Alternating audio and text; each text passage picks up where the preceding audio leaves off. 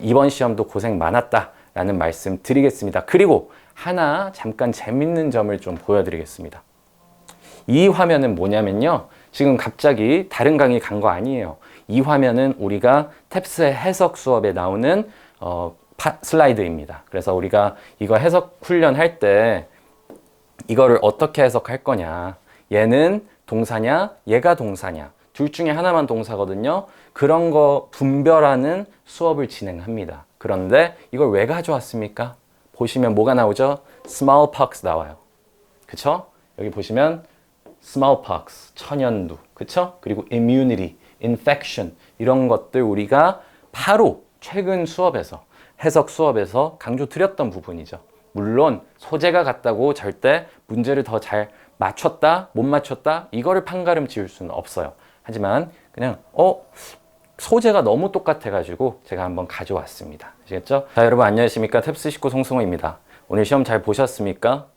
시험 총평을 바로 들어가겠습니다. 한마디로 말씀드리면요, 이번 시험은 탭스한 시험이었다라고 정리할 수 있습니다. 탭스가 뭐냐? 가장 탭스다운 시험이었다 정도로 이해해 주시면 되고요. 난이도도 그래서 크게 뭐 어렵거나 쉽거나 하지 않았습니다. 거의 평이하고 가장 탭스답게 출제됐던 그런 시험이다. 파트별로 보면 LC 같은 경우는요, 출제 트렌드, 그간 제가 총평 영상에서 밝혀왔던 출제 방향이 계속 이어지고 있습니다. 그래서 출제 트렌드가 좀 고착화되고 있는 현상을 볼 수 있습니다. 그 다음에 어휘 문법은요, 평이해요. 뭐 항상 응시해 보시면 크게 특이사항 없으면 평이한 편입니다. 그리고 마지막으로 독해가 있겠죠? 독해 같은 경우도 결국에 탭스스러운 시험이었습니다.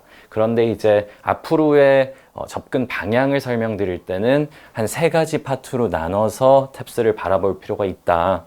그러니까 이제 흐름을 파악해야 되는 주제 찾기나 빈칸 채우기, 그리고 그 외에 크게 이제 일치와 추론으로 대표되는 세부 유형들, 그리고 맨 뒤에 10문제가 출제되는 세트 문제, 이 3가지 유형이 크게 보면은 우리가 접근 방식을 약간씩 달리해야 되는 파트입니다. 그래서 이번 총평 영상에서는 이번에 어떤 점들이 특별했고 어떤 문제들을 좀 주의해서 봐야 하는지 살펴보도록 하겠습니다.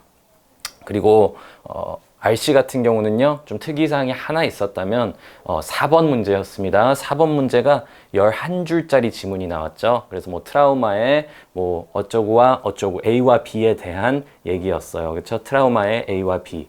그래서 뒤에서 좀 자세히 살펴볼게요. 11줄이면 엄청 깁니다. 일반적으로 탭스 지문 한 7줄, 6줄 정도고요. 길다 싶으면 8줄인데 11줄이면 딱 봤을 때 약간 숨이 턱 막힙니다. 어떻게 접근해야 될지, 앞으로 이런 지문들이 출제될 수도 있거든요. 그러면 어떻게 접근해야 되는지 다 한번 살펴보겠습니다. 자, 그래서 이제 청해부터 바로 들어가면요, 트렌드가 고착화됐다 말씀드렸는데 파트 1, 2 어떻다고 말씀드렸습니까?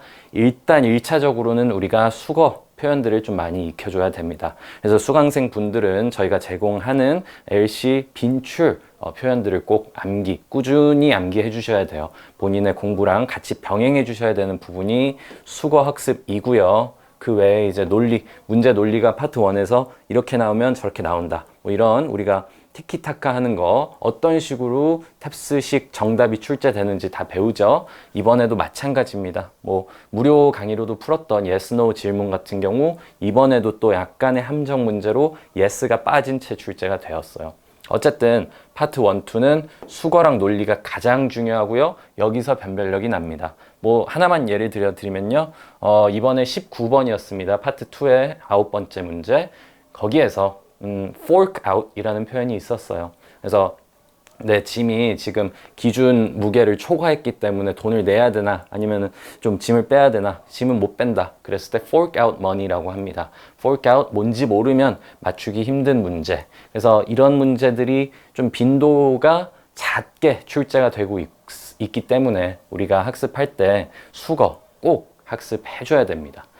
그리고 이제 파트 3은 약간 깍두기예요. 거의 그냥 평이하게 출제되고 파트 4, 5 같은 경우 마지막 10문제죠. 지난 시험에서는 상당히 어렵게 출제됐는데 이번은 그 정도로 어렵게 출제되진 않았습니다. 이번에는 그냥 평이한 난이도에서 출제되었으나 출제 그 트렌드 자체는 동일했습니다. 어떤 점이 동일했냐? 결국에 정보량이 많이 나왔고요. 글의 흐름이 약간 이제 독해 문제 풀듯이 진행이 됩니다. 그래서 우리가 사실상 파트 4, 5를 접근하기 위해서는 집중적으로 공략하기 위해서는 일단 기본적으로 독해력이 필요해요.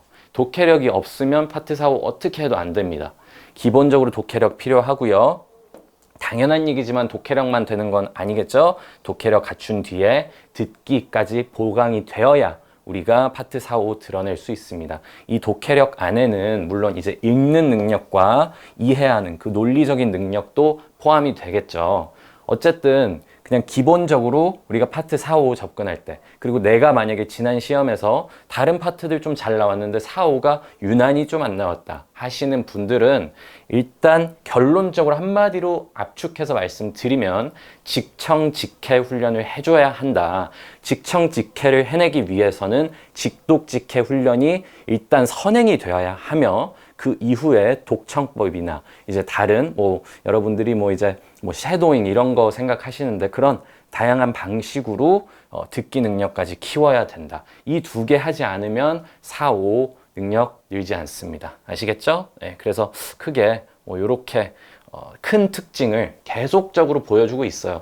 꼭 이 트렌드에 맞춰서 여러분들의 약점에 좀 분석해가지고 접근하시길 바라겠습니다.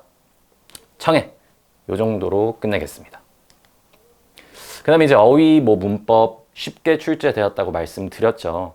사실 그렇게 어렵게 출제될 수도 없고 쉽게 출제될 수도 없습니다. 항상 말씀드리지만 결국에 최상위권부터 최하위권 학생들까지 모두 좀 줄을 세워야 되기 때문에 너무 쉽게만 출제한다고 되는 그런 시험이 아니겠죠. 특히 이런 파트는. 그래서 항상 쉬운 문제, 빈도수 낮은 단어부터 빈도수 높은 단어부터 어려운 문제까지 골고루 출제가 되는 게 탭스 시험 특징인데요. 그냥 몇 개 샘플, 우리가 올보카 출시됐잖아요. 그래서 올보카에서 어떻게 이 적용이 되었는지 한 2개 정도만 보여드리겠습니다. 물론 적용은 거의 다 되겠죠. 하지만 그냥 대표적으로 보시면 usurp라는 단어 있었죠. 그래서 그 왕이 아주 악명 높은 왕이 자기 동생의 그 왕위를 빼앗았다 이런 얘기인데요. 예문이 거의 뒤집혀서 나왔어요. 그쵸? His younger brother usurped the king's throne. 그러면은 그의 어린 동생이 usurp했다. 실제 시험에서는 반대로 출제가 되었었죠. 어쨌든 거의 그대로 나왔다. 그리고 또 다른 문제. 그쵸? 이거 좀 많이들 틀리셨을 거라고 생각합니다. commensurate, 상응하는, 비례하는 이렇게만 외운다고 해서 될 건 아니겠죠? 예문을 봐주면 이게 뭔가 비례하는 얘기구나. 그래서 너의 성적은 너의 노력과 상응할 거다. 너의 노력에 비례할 것이다. 그래서 파생어들도 거의 다 동일하게 대체 가능했던 이런. 그래서 우리가 어떻게 보면은 다른 교재들 구성을 자세히 살펴보진 않았으나 어려운 문제들일수록 그냥 쭉 나열만 해놓죠. 그래서 단어 그리고 뜻, 단어 뜻. 그러면 예문이 보강이 안 되면요. 사실 쉽게 문제들을 맞추기가 쉽지 않습니다. 특히 독해에서는. 그래서 어휘 영역만 할 거다. 그럼 그런 방식도 괜찮을 수 있으나 독해까지 같이 공략할 거면 이런 예문까지 어려운 단어들에 대해서도 쭉 예문이 다 갖춰진 그런 자료로 공부하는 게 좋지 않을까. 올보카 약간 홍보했습니다. 어쨌든 이 정도 하고요. 오늘 또 사실 중요한 포인트가 요거죠. 탭스가 실제 기출 단어집을 좀 배포를 했습니다. 그래서 어느 정도까지 이게 반영이 될지 모르겠는데 이거 지금 저희 연구진들이 지금 현재 이 단어집 분석하고 있습니다. 곧바로 이거 분석되는 대로 또 영상 올려드릴 테니까 그거는 꼭 봐주시기 바라겠습니다. 어휘는 요 정도까지 하겠고요. 이제 RC입니다. 사실 문법, 어휘 항상 말씀드리지만 절대 만점을 목표로 공부하지 마세요. 그쵸? 여러분들이 어휘 문법 만점을 목표로 공부하다가는 독해청에서 성적 극대화 안 됩니다. 그 시간에 최저 점수만 맞춰놓고 그 다음에 독해청에 최대한 성적을 극대화하는 게 가장 유리한 전략이다. 항상 말씀드리죠. 그래서 RC가 그만큼 중요하니까 바로 본론 들어가겠습니다. 세 가지로 나눠서 봐야 된다고 말씀드렸죠.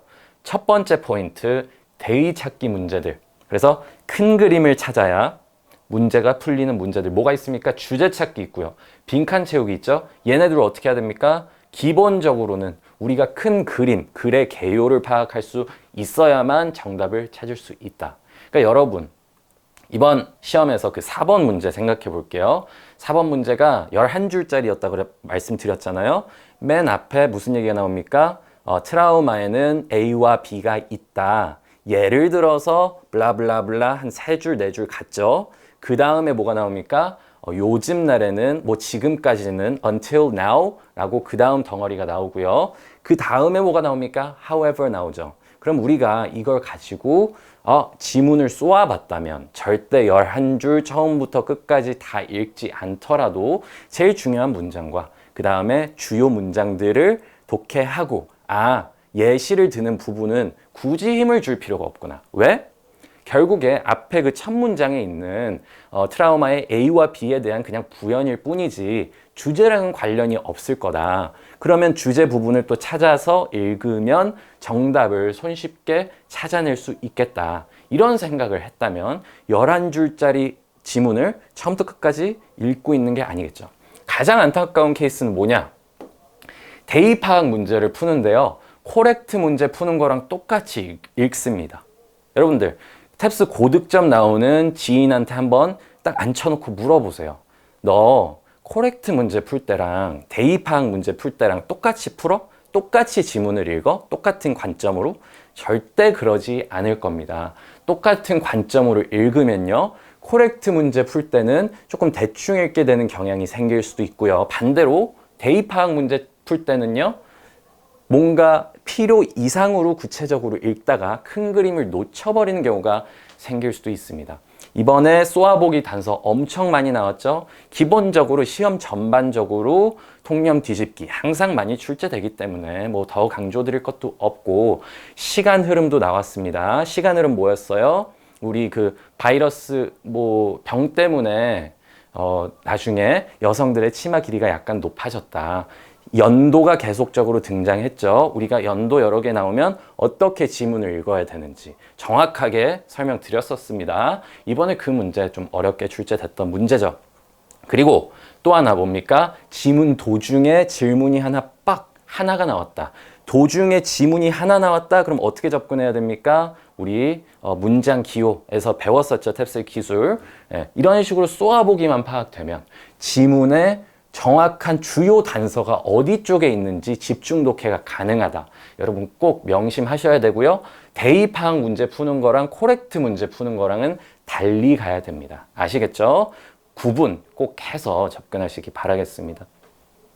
어쨌든 대의 파악 문제는 여러분들 궁금하신 거 더 있으면 질문 주시고요. 기본적으로는 쏘아보기 돼 있는데 수강생이 아니시라면 글의 큰 그림, 그 개요를 파악하는 패턴 훈련을 해주셔야 됩니다. 아시겠죠? 그게 대의 파악 주제 빈칸. 그 다음 보겠습니다. 세부입니다. 사실상 대의 파악을 제외한 나머지 유형들 다 합쳐놓은 거라고 생각하시면 되고요. 물론 흐름상 어색한 그리고 연결어 채우기 얘네들은 그냥 그 루틴대로 딱 풀어내면은 크게 어렵지 않게 출제됩니다. 좀 중요한 부분이 이제 세부 유형 해가지고 추론 문제랑 코렉트 문제 이 두 개입니다. 그쵸? 그래서 코렉트 문제는 말 그대로 지문 속에서 A, B, C, D 하나하나씩 옳은 거 선별해야 되고요. 그 다음에 추론도 그거의 약간 심화 버전이죠. 약간 단서가 빠져 있는 거를 유추할 수 있는 센스까지 필요한 그 파트. 얘네들은요. 기본적으로 제일 중요한 건 해석이에요. 이게 탭스 트렌드가 고착화가 되고 있다라고 말씀드리는 부분입니다. 여러분들 꼭 명심하셔야 됩니다. 내가 시간이 부족했어? 그러면 얘 아니면 얘 때문일 거예요. 만약에 이쪽 세부에서 시간이 많이 쏟았다? 그러면 뭐냐면요, 여러분이 정확한 독해가 쉽지 않은 겁니다.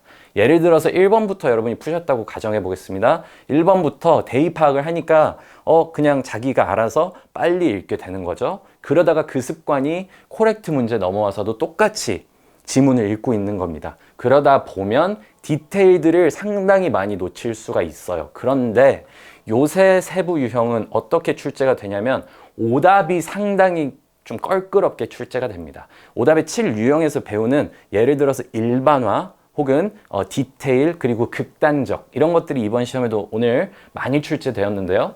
여러분들이 오답에 빠질 수 있는 가장 좋은 어떻게 보면 여러분의 잘못된 문제풀이 법은 해석을 정확하게 하지 않는 겁니다. 물론 이해합니다. 시간이 부족하니까 어느 정도 타협을 하기 위해서 여러분들이 스스로 빨리 해석하려고 하는 거. 그러면 이번 시험은 어쩔 수 없다 치더라도 다음 시험부터는 어떻게 해야 됩니까? 해석 쪽에, 여러분이 이쪽에서 막혔더라면 빠른 해석하는 거에 초점을 두고 공부해야 됩니다. 지금까지 스스로 공부하고 있던 해석 방식이 잘못되지 않았나 냉정하게 한번 돌이켜 보시길 바라겠습니다. 그래서 우리가 시간 확보를 위해서라도 해석을 정확하게 빨리 하는 그 훈련, 아이러니하지만 둘 다 속도와 정확도를 잡는 훈련이 가장 필요하다. 지금 탭스답게 출제되고 있는 탭스 시험에서는 필요한 요소, 두 번째 요소가 되겠습니다. 세부 유형 풀 때. 물론 잠깐 여기서 마지막 이제 넘어갈 건데요. 일단 여기서 잠깐 한마디만 더 드리자면, 물론 여기에서 대입파악 문제에서도 해석 훈련이 필요합니다. 당연한 겁니다. 세부에서도 기술, 문제풀이 기술 필요합니다. 수업 때는 다 배우죠. 그런데 가장 결정적인 요소가 무엇인지 설명드린 것뿐입니다. 아시겠죠? 네. 자, 그리고 지금 뭐 스튜디오 밖에서 누가 공연하시는 것 같아요. 혹시라도 기타 소리 들리시더라도 좀 양해 말씀 부탁드립니다. 어쨌든 그리고 이제 세 번째 마지막이에요. 데이 세부 말고 우리 26번부터 35번 10문제 뭡니까? 세트 문제죠. 우리가 수업 때는 제가 강조 드리지만 세트 문제는 뭡니까? 결국에 지문은 길지만 이 위 두 유형의 혼합입니다. 그쵸? 그래서 혼합이기 때문에 우리가 이 세트를 풀 때는 결국에 둘 다 필요합니다. 큰 그림을 보는, 숲을 보는 그 능력도 필요할 뿐만 아니라 나무, 세부적인 거 보는 능력도 필요합니다. 이번에 시험에 새롭게 나온 게 세트가 5개잖아요. 그 중에서 마지막 세트 좀 특이한 유형이었어요. 그렇죠? 왜냐하면 댓글이 3개가 나왔습니다. 그러니까 3명의 의견이 나온 거예요. 하지만 사실 3명의 의견이라 하지만 찬반이었기 때문에 A와 C는 뭐 반대를 했었나요? 그리고 B는 동의를 했었죠. 그런 식으로 의견이 크게 2가지로 나뉩니다. 그쵸? 3가지로 나뉘는 경우는 문제가 정보량이 너무 많아져서 잘 내지 않고요. 2가지 내로 결국에 다 정해집니다. 마지막 세트도 그랬고요. 또 특이했던 유형 뭐 있습니까? 그 바로 앞 문제 4번째 세트 뭐였습니까? 이메일.